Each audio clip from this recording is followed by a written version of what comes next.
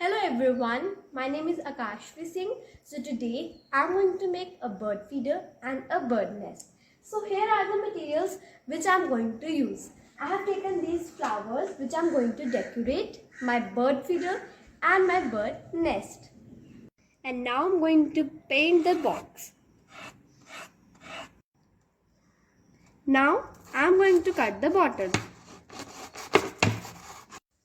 Now paste these flowers. Now put these grains in the bird feeder. Now put some grass in it.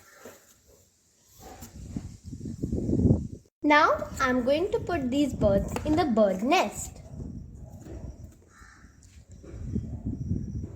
Now put the water in the bird feeder.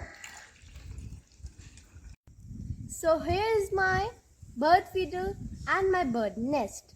Thank you.